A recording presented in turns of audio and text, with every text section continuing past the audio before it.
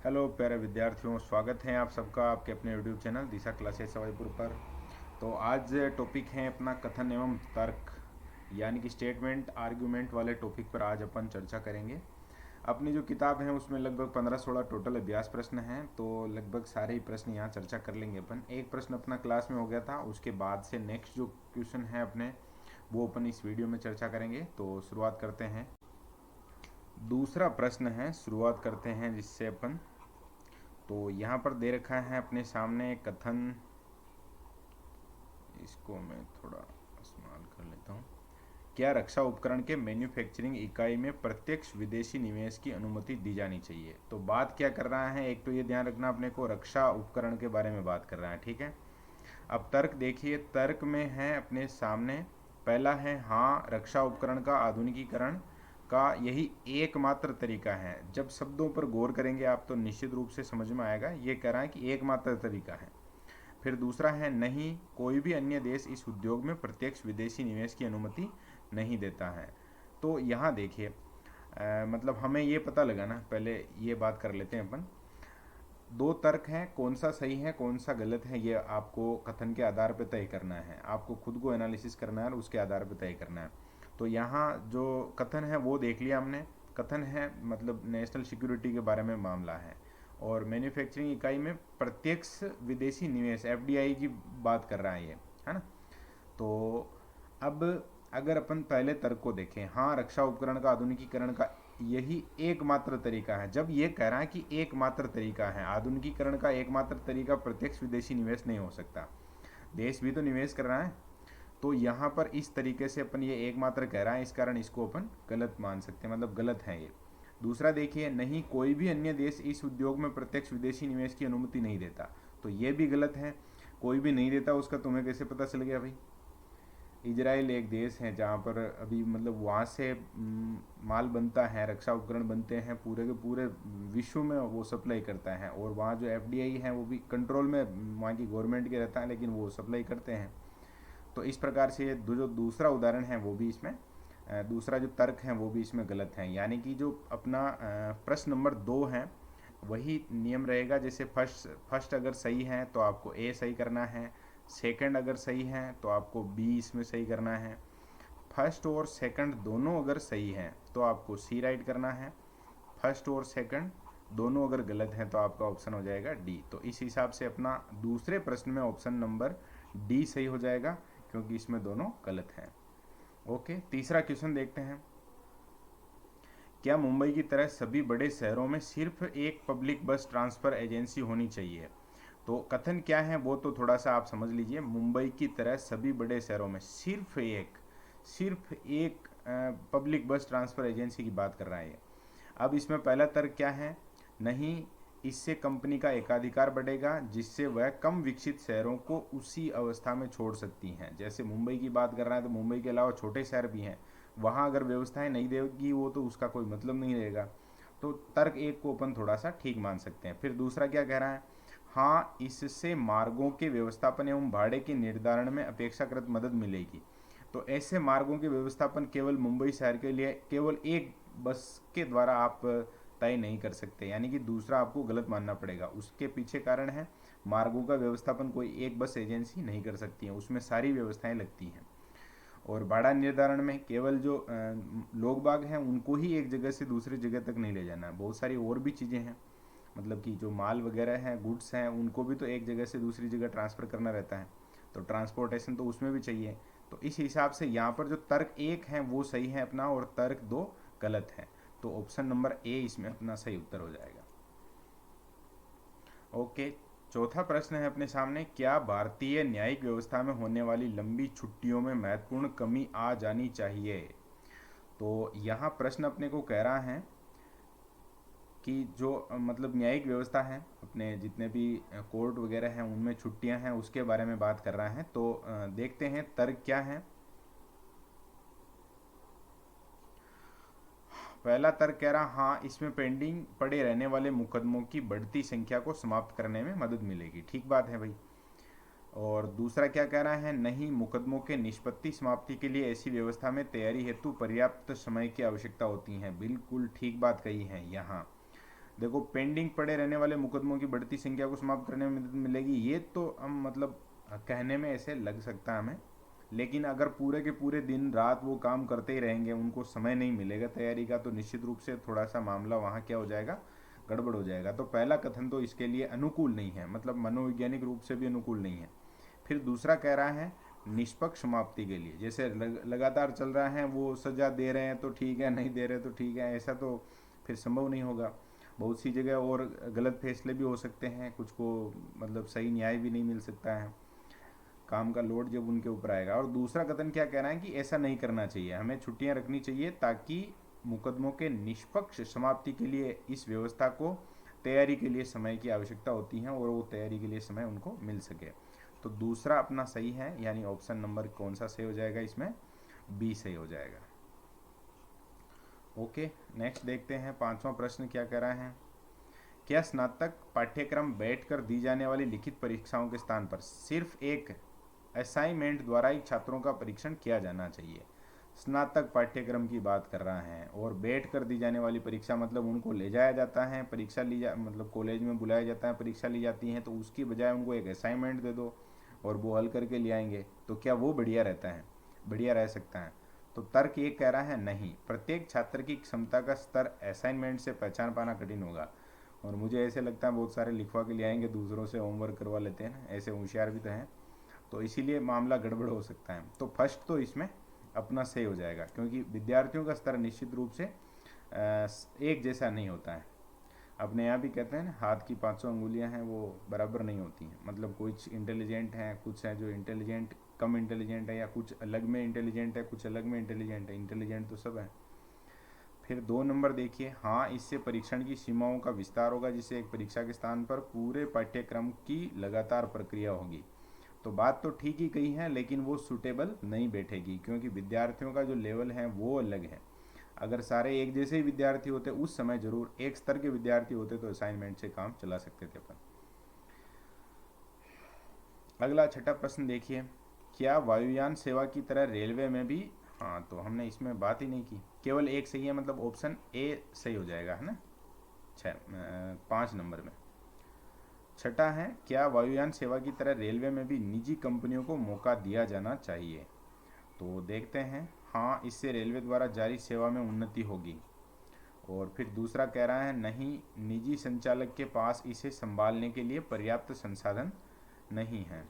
निजी संचालकों के पास तो बहुत संसाधन है भाई साहब, लेकिन ये बात गलत कह रहा है। तो दूसरा कथन तो अपन ऐसे ही गलत कर सकते हैं कि संसाधन नहीं है, लोग पैसा कमाने के लिए न जाने क्या क्या कर देते हैं। और पहला है उसका तर्क क्या कह रहा है, इससे रेलवे द्वारा जारी सेवा में उन्नति होगी। स्वाभाविक रूप से ये अपन सही कह सकते हैं इसको, क्योंकि मतलब सरकार की जो व्यवस्थाएं हैं वो भी स्वाभाविक रूप से, जो एक तबका है जिसके पास इतने संसाधन नहीं है आर्थिक रूप से, अगर मामला गड़बड़ है वहाँ तो उनको ज़रूर अवसर मिलते हैं। बाकी अगर आप स्तरीय सेवाएं चाहते हैं तो उसके लिए ज़रूर ही व्यवस्थाएं, मतलब कि आपको निजी क्षेत्र की तरफ भी मोड़नी पड़ेगी। कुछ क्षेत्रों में जैसे वायुयान सेवा है, तो वायुयान सेवा में सीधा सीधा कंपनियां आ गई हैं, और ऐसा मतलब अखबारों में, टीवी न्यूज़ वगैरह में ऐसे सुनने को मिलता है कि वहाँ जो वो कंपनियां हैं उनका मार्जिन वगैरह बहुत कम है, या बहुत सारे ऐसे माल्या वगैरह का नाम भी आता है कि उनकी फाइलें निपट गई, मतलब ध्यान नहीं दिया तो उससे कंपटीशन बढ़ा और लोगों को बेहतर सुविधाएं भी मिली थी। तो इस तरह मान सकते हैं अपन, तो पहला इसमें सही हो जाएगा। और दूसरा जो कह रहा है, बात भले ही अपन मान सकते हैं कि ठीक है, लेकिन इसने एक बात कही है ना कि पर्याप्त संसाधन नहीं है, ऐसा बिल्कुल अपन नहीं मान सकते। जो निजी क्षेत्र में काम करने वाले निजी संचालक हैं वो हर जगह बहुत मतलब, क्योंकि उनके पास पैसा आने वाला है, उनका मैनेजमेंट वगैरह है, सारी चीज़ें बहुत अलग तरीके से काम करती हैं, तो वो ज़्यादा फ़ायदे में रह सकते हैं, लोग भी फ़ायदे में रह सकते हैं, सुविधाएं उनको ज़्यादा बढ़िया मिल सकती हैं। तो इसमें भी अपना ए ऑप्शन सही हो जाएगा, क्योंकि तर्क एक सही है। ओके, नेक्स्ट देखते हैं अपन। अब यहाँ 7 नंबर प्रश्न से लेकर 11 नंबर के लिए हैं कमजोर ये जो निर्देश हैं देख लीजिए। ठोस और कमजोर तर्क में प्रभेद कर सकना वांछनीय है। ठोस का मतलब महत्वपूर्ण प्रश्न सीधे संबंधित, और कमजोर का मतलब कम महत्वपूर्ण, सीधे संबंधित भी नहीं। फिर उसमें नगण्य पहलू से संबंधित सिस्टम लागू करके आपको देने हैं आंसर। तो ऑप्शन आपके पास रहने वाले हैं 5। ए देना है जब एक सही हो, दो सही हो तो बी देना है, सी या तो एक या दो सही हैं तब आपको सी आंसर देना है, दोनों अगर गलत है तो डी और दोनों सही हैं तो ई सही करना है। 7 से लेकर 11 तक। तो बात करते हैं 7वां प्रश्न क्या कह रहा है। ऊपर वाली बातों को याद रखना ताकि अपना प्रश्न इधर उधर नहीं हो जाए। क्या स्कूल की परीक्षाओं के अधिकांश भाग को वस्तुनिष्ठ प्रकार का कर दिया जाना चाहिए? कथन क्या कह रहा है, मतलब पूछ रहा है एक तरीके से मैं। तो पहला क्या, हाँ, तर्क एक कह रहा है नहीं, वस्तुनिष्ठ प्रकार की परीक्षा से विद्यार्थियों की अभिव्यक्ति क्षमता का परीक्षण नहीं हो पाता है। फिर दूसरा क्या कह रहा है, हाँ, यह किसी की क्षमता और ज्ञान के निर्धारण की श्रेष्ठ पद्धति है। तो दोनों ही उल्टे हो गए। ये कह रहा है कि अभिव्यक्ति क्षमता का परीक्षण नहीं हो पाता है। अभिव्यक्ति क्षमता का परीक्षण होता है तभी बहुत सारे कम्पिटिटिव एग्जाम हैं, वनडे एग्जाम हैं, वो वस्तुनिष्ठ प्रकार से ही होते हैं। फिर दूसरा कह रहा है कि उनकी क्षमता ज्ञान के निर्धारण की श्रेष्ठ पद्धति है। तो श्रेष्ठ पद्धति भी इसको नहीं कह सकते, क्योंकि बहुत सारे ऐसे एग्जाम हैं जो रिटर्न भी लिए जाते हैं, जैसे अपना राजस्थान एडिशनल सर्विसेज का RSI ये बनता है, और नेशनल लेवल पर जो UPSC करवाती हैं IAS का, तो उसमें लिखित परीक्षा भी होती हैं। तो दोनों ही कथन यहाँ पर अपने गलत हैं, यानी ऑप्शन नंबर क्या हो जाएगा, ये अपना डी वाला। दोनों गलत हैं तो ऑप्शन सही करना है अपने को डी। 7 में डी सही कर लेंगे। 8वां प्रश्न क्या कह रहा है, क्या डॉक्टरी पढ़ने वाले विद्यार्थियों के लिए स्नातकीकरण पूरा करने के बाद ग्रामीण क्षेत्र में कम से कम 2 वर्षों के लिए सरकारी सेवा अनिवार्य कर दी जानी चाहिए? तो यहाँ पर कथन तर्क देखते हैं अपन। कथन तो ठीक है, डॉक्टरी पढ़ने वालों के लिए 2 साल गांव में वो सेवा दे तो बढ़िया बात है। हाँ, ग्रामीण क्षेत्रों में सेवा करना, उनके उत्थान के लिए योग देना हर किसी का कर्तव्य है। बात जोरदार कही है। और दूसरा क्या कह रहा है, नहीं, यह केवल डॉक्टरी पढ़ने वाले विद्यार्थियों के लिए लागू नहीं किया जा सकता, क्योंकि वे तो ऐसे भी अपनी पढ़ाई के दौरान विशेषतः इंटर्नशिप की अवधि में अपना योगदान देते ही हैं। तो केवल डॉक्टरी की बात कर रहा है, इस हिसाब से अपन इसको गलत कर सकते हैं, क्योंकि हर जगह लागू है। और अभी अगर पूरा का पूरा सिनेरियो अपन देखें तो ग्रामीण क्षेत्रों में जो हेल्थ सर्विसेज हैं वो बहुत ज़्यादा डामाडोल है। तो इस हिसाब से अगर ये 2 साल वाला सिस्टम लागू होता है तो बढ़िया बात है। तो अपना कथन 1 नंबर सही हो जाएगा, यानी ए ऑप्शन इसमें सही करेंगे अपन, यानी 8वें में ए सही। अगला 9वां प्रश्न देखिए, यहाँ क्या कह रहा है, क्या शहर की सभी फैक्ट्रियाँ शहर से बाहर मुख्य शहर से बहुत दूर स्थानांतरित की जानी चाहिए? तो पहला तर्क कह रहा है, हाँ, शहर में प्रदूषण नियंत्रित करने के लिए आवश्यक कदम है। और ठीक बात है ये, है ना, नियंत्रित करने के लिए आवश्यक कदम है। नहीं, बहुत मतलब बहुत सारे शहर हैं जो बड़े परेशान हैं, अभी आजकल भी चल रही है ऑक्सीजन की समस्या, तो उसमें इसका कारण ये भी आ रहा है। और इसी में साथ में जो दूसरा 9वें का दूसरा तर्क है वो कह रहा है, नहीं, ऐसी कार्यवाही से फैक्ट्री कर्मचारियों और उनके परिवारों को असुविधा होगी।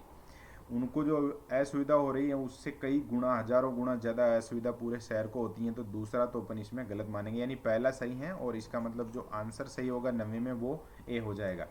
और अगर फैक्ट्रियां दूर स्थापित कर दी गई, ऐसी जगह स्थापित कर दी गई जहां आसपास चारों तरफ पूरी हरियाली है, तो वो थोड़ा सा मतलब ऑब्जर्व कर लेगी, प्रदूषण को भी कम करने का प्रयास रहेगा वहाँ पर। और जो फैक्ट्री के कर्मचारी वगैरह हैं तो उनको ट्रांसपोर्टेशन की सुविधा मिल जाएगी फैक्ट्री मालिक द्वारा ही, तो थोड़ा बढ़िया रह जाएगा। अभी ज़रूरी है वो इनकी समस्या के बजाय पर्यावरण प्रदूषण कंट्रोल करना, वो ज़्यादा ज़रूरी है। नेक्स्ट 10वां प्रश्न देखिए। एक सेकंड। 10वां प्रश्न कह रहा है, क्या साधारण स्कोर प्राप्त करने वाले को कुंठाग्रस्त होने से बचाने के लिए उच्चतम स्कोर प्राप्त करने वाले को पुरस्कार अभिप्रेरित करने का एक श्रेष्ठ तरीका है? क्या कहना चाह रहा है, क्या साधारण स्कोर प्राप्त करने वालों को कुंठाग्रस्त होने से बचाने के लिए उच्चतम स्कोर प्राप्त करने वाले को पुरस्कार अभिप्रेरित करने का एक श्रेष्ठ तरीका है? चलो, अपना ये टीचिंग एप्टीट्यूड वाले टॉपिक से भी जुड़ता हुआ है, बात करते हैं क्या कहना चाह रहा है। तर्क फर्स्ट कह रहा है, नहीं, उच्च स्कोर प्राप्त करने वाले छात्रों को अभिप्रेरित करने का एक श्रेष्ठ तरीका है। ओके। और दूसरा कह रहा है, हाँ, उच्च स्कोर प्राप्त करने वालों की अत्यधिक सराहना करने से विद्यार्थियों पर प्रतिकूल असर पड़ता है और परिणाम स्वरूप कभी कभी स्थिति गंभीर हो जाती है। ऐसा अब तक तो हुआ नहीं है, जो अच्छा उच्च स्थान लाते हैं उन विद्यार्थियों की जरूर ही मतलब प्रशंसा तो करनी होती है। तो दूसरा इसमें तो अपन सही मान सकते हैं, क्योंकि ये उल्टी बात कर रहा है। स्थिति गंभीर कैसे हो जाएगी, और मोटिवेट होंगे तो बाकी विद्यार्थी भी उनकी तरह थोड़ा अच्छा प्रयास करेंगे। तो पहला ये गलत हो जाएगा, दूसरा इसमें सही हो जाएगा, यानी 10वें में अपना ऑप्शन नंबर बी इसमें सही करना है अपने को। 11 नंबर प्रश्न क्या कह रहा है, क्या प्लास्टिक बैगों के उपयोग पर पूर्णतः प्रतिबंध लगाया जाना चाहिए। तो प्लास्टिक बैग तो मतलब कितने बार, 1000 बार सुन चुके हैं अपन। उपयोग भी होता है कुछ जगह, उनका मजबूरी है जहाँ पर नहीं तो सरकार कोशिश कर भी रही है। और अपन क्या कर सकते हैं देखते हैं प्रश्न में। फर्स्ट है कि नहीं, इतनी मोटाई वाले प्लास्टिक बैग विनिर्दिष्ट किए जाने चाहिए जिनके उपयोग से पर्यावरण को अधिक हानि नहीं होती है। ठीक बात है, मतलब कि हर जगह अनाप शनाप तरीके से यूज नहीं करना चाहिए। उनके लिए कुछ ऐसे नियम बनाने चाहिए जहाँ मतलब प्लास्टिक के बिना बिल्कुल काम नहीं चलने वाला है, उनके अलावा सब जगह उनको बैन कर देना चाहिए। ऐसा विचार फर्स्ट तर्क में किया है, तो इसको सही मान सकते हैं अपन। फिर सेकंड क्या कह रहा है, हाँ प्लास्टिक बैग का उपयोग करने से जल प्रदूषण, जल जमाव जैसी कई समस्याएं पैदा होती हैं, इसलिए प्रतिबंध लगाया जाना आवश्यक है। ये भी बात कम नहीं है, ये भी दमदार बात ही है। तो इसका मतलब कमज़ोर कोई नहीं है, ये दोनों तर्क हैं जो स्ट्रोंग हैं, और दोनों अपन सही मानेंगे। और जब दोनों सही है तो इसके लिए ऑप्शन अपना कौन सा सही हो जाएगा, ई। ओके नेक्स्ट, अब 12 से 16 पाँच प्रश्न और बचे हैं अपने पास। उनके बारे में क्या बात है वो देख लेते हैं पहले, नियम वगैरह क्या कह रहे हैं। महत्वपूर्ण प्रश्नों के बारे में निर्णय करते समय ठोस कमजोर तर्क में प्रभेद कर सकना वांछनीय है। ठोस और महत्वपूर्ण के सीधे संबंधित कमजोर तर्क महत्वपूर्ण होते हैं और प्रश्न से सीधे संबंधित नहीं हो सकते, या फिर किसी नगण्य पहलू से संबंधित हो सकते हैं। और प्रश्न के बाद दो तर्क हैं, कौन सा ठोस कौन सा कमजोर है। चलो वही सेम ही चीज़ें हैं। और यहाँ दे रखा है कि ए आपको उत्तर देना है, एक ठोस है तो, दो ठोस हैं तो बी देना है। और अगर या तो एक या दो हैं तो फिर सी आंसर सही करना है, दोनों गलत हैं तो डी सही करना है, और दोनों सही हैं तो ई सही करना है। ठीक है, देखते हैं 12वां प्रश्न क्या है। कथन है, क्या सरकार को केरोसिन पर सहायकी देना तत्काल बंद कर देना चाहिए। अभी केरोसिन मतलब केरोसिन सरकार द्वारा ऐसे दिया जाता है जितना क्या कहते हैं, एक फिक्स कर रखा है, कम रेट में सरकार है जो लोगों तक केरोसिन पहुंचाती है। बहुत सारे ऐसे कारण रहते हैं, तो उस हिसाब से तो देखते हैं क्या मतलब मामला है ये। पहला है हाँ, इससे सरकार को अपना भारी वित्तीय घाटा कम करने में सहायता मिलेगी। बात कही है इसने, केरोसिन की आवश्यकता कम हो गई है वैसे भी, और मतलब प्रदूषण भी फैलाता है, ऐसी बातें है ही हैं। और वित्तीय जो नुकसान है वो तो है ही है सरकार को। फिर दूसरा है नहीं, गरीब लोग अपनी दैनिक ज़रूरतों के लिए बाजार कीमत पर केरोसिन नहीं खरीद पाएंगे, क्योंकि दिया गरीबों को जाता है वो। तो क्यों दिया जाता है उसके पीछे यही कारण है, क्योंकि वो खरीद नहीं पाते हैं बाजार रेट पर। अभी बहुत सारी चीज़ें हैं जो मतलब केरोसिन के अलावा भी बहुत सारी चीज़ें सरकार है जो वो बहुत कम रेट पर 2 रुपये किलो, 3 रुपये किलो ऐसे कुछ देती हैं, तो उसके पीछे यही कारण रहता है। अगर वो एकदम से अपने आर्थिक घाटे को रोकने के हिसाब से अगर बंद कर दे तो फिर समस्या भी हो सकती है। तो यहाँ दोनों ही तर्क ऐसे हैं जिनको हम कमज़ोर नहीं कह सकते, दोनों तर्क ठोस हैं, और इस हिसाब से 12वें में अपना सही उत्तर हो जाएगा ई, लास्ट वाला, दोनों सही। 13वां कथन कह रहा है, क्या सरकार को सिंचाई हेतु खेतों में पानी की आपूर्ति के लिए किसानों पर वाटर टैक्स बहुत बढ़ा देने चाहिए। क्या बात कर रहे हैं यार। तर्क फर्स्ट क्या कह रहा है, नहीं, अन्यथा भी किसान अपनी भूमि पर खेती करने का खर्च उठाने में बहुत कठिनाई का सामना करते हैं। मतलब किसानों की हालत पूरी दुनिया में सबसे खराब अगर कोई काम धंधा करने वाले की है तो किसान की है। तो पहला तर्क तो बिल्कुल सही है। फिर दूसरा तर्क क्या कह रहा है, हाँ अमीर किसान बहुत लाभ कमाते हैं क्योंकि सिंचाई हेतु वाटर टैक्स बहुत कम है। अमीर किसान बहुत लाभ कमाते हैं, और कुछ काम धंधा करते होंगे, केवल खेती बाड़ी से अगर आप बहुत लाभ कमाते हैं वाली बात कर रहे हैं तो वो संभव ही नहीं है। तो यहाँ जो सेकंड ऑप्शन है वो अपना गलत हो जाएगा, फर्स्ट ऑप्शन सही है। यानी अगर फर्स्ट ऑप्शन सही है तो अपना ऑप्शन ए सही हो जाएगा। और नेक्स्ट क्वेश्चन है, क्या कह रहा है, क्या अन्य देशों से आने वाले संक्रामक रोगों से पीड़ित सभी लोगों को जहां से वे आए हैं वहां वापस भेज दिया जाना चाहिए। अब 14 नंबर को बहुत ध्यान से देख लेना है ना। अपने देश में कहीं समस्या नहीं थी, ये बाहर से ही आई थी समस्या, और उसमें अगर आप मतलब आधिकारिक रूप में हैं उस समय क्या कौन सा तर्क आप लेने वाले हैं, सही मानने वाले हैं। तो पहला क्या कह रहा है, हाँ संक्रामक रोगों को रोकने का यही, फिर ये बात कर देता है ना, एकमात्र तरीका है। और दूसरा कह रहा नहीं ये उचित नहीं है। उचित हो जाता ना, अभी इतनी समस्या हो गई अगर रोक देते उस समय तो ये तो गलत, मतलब ये गलत हो ही जाता दूसरा। फिर पहला क्या कह रहा है, हाँ संक्रामक रोगों को रोकने का एकमात्र तरीका अभी नहीं है, उसके बजाय में और हो सकता है, जैसे बाहर से आए थे तो उनके लिए वही क्वारंटीन करने का और इलाज वगैरह का, या उनके स्वस्थ होने तक उनको एक तरफा एक साइड में सरकारी व्यवस्था में सरकारी निगरानी में रखने वाला सिस्टम भी लागू किया जा सकता है, वापस से भगाए तो नहीं जा सकता। यानी दोनों ही यहाँ पर ठोस नहीं है। तो इसमें कौन सा ऑप्शन सही हो जाएगा अपना, डी, दोनों ही गलत। फिर 15 नंबर कथन देखिए 15वें का, क्या ऐसे सभी माध्यमिक स्कूलों को बंद करना चाहिए जहां 50% से कम विद्यार्थी एसएससी परीक्षा में सीनियर सेकंड एसएससी परीक्षा में पास होते हैं। देखिए देखिए क्या कह रहा है, नहीं, इसके बजाय इन स्कूलों के पास प्रतिशत में सुधार हेतु सकारात्मक उपाय करने के लिए कहा जाना चाहिए। ये लोग बाग क्या, ये जो बात करते हैं ना अपन सुधारात्मक उपाय वाली, इस पे बहुत अलग तरीके से बात करने लग जाते हैं। जैसे आजकल में हल्ला मचा हुआ है पूरा, मतलब कि जो मीडिया है या लोग बाग भी हैं, हम सब हैं, मैं भी शामिल हूँ, सब कह रहे हैं कि हॉस्पिटल बनाओ हॉस्पिटल बनाओ। अब उससे पहले भी कुछ एक दो बातें रहती हैं, जैसे आप हॉस्पिटल बनाने के बजाय जो जीवन शैली है लोगों की, उसमें सुधार लाने के लिए बहुत बड़े लेवल पर जन जागृति का एक ऐसा अभियान चलाएं आप। लोग बाग खाने पीने के मामले में, अपने स्वास्थ्य के मामले में इतने धीरे धीरे वो हो गए हैं कि उनको पता ही नहीं रहता शुगर का कंजप्शन कितना बढ़ गया है। शुगर के अलावा बहुत सारी ऐसी चीज़ें हैं, जैसे एक कोल्ड ड्रिंक्स वगैरह हैं, सीधा सीधा नुकसान करती हैं ये। आजकल का ये क्या कहते हैं उसको, बासी खाना, पिज्ज़ा वगैरह ये आने लग गए, तो इससे लोगों में निश्चित रूप से आने वाले समय में और ये समस्याएं बढ़ने ही वाली हैं। डॉक्टर कहते हैं, डॉक्टर की एडवाइस रहती है कि शक्कर कम करनी है, लोग ज़्यादा बढ़ा लेते हैं उसको। जंक फूड नहीं खाना है, अब धाप के खाते हैं, फिर उस दिन जिस दिन मना करता है डॉक्टर उस दिन धाप के खाते हैं।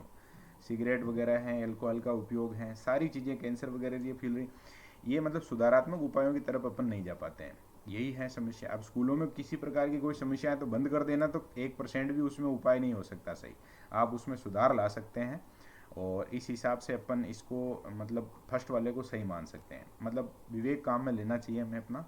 फिर दूसरा क्या है, हाँ इससे सभी माध्यमिक स्कूलों को कड़ा संदेश जाएगा, दूसरा गलत, यानी 15 में अपना सही उत्तर हो जाएगा ए। अब लास्ट प्रश्न है जिसका आंसर आपको कमेंट में देना है।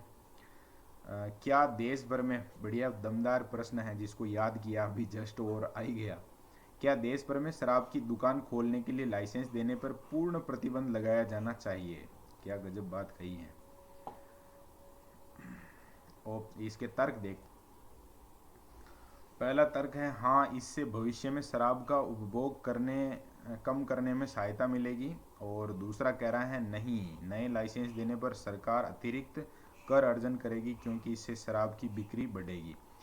देखो हाँ भी है और नहीं भी है, पूरे देश में रोक लगा देनी चाहिए, तो पहला कह रहा है हाँ, एकदम से तो ये भी सही नहीं है, क्योंकि पिछले साल में जब ये समस्या आई थी उस समय ऐसा मतलब अखबार वगैरह में आया था कि किलोमीटर तक की लाइनें लग गई हैं और बहुत सारी चीज़ें हैं।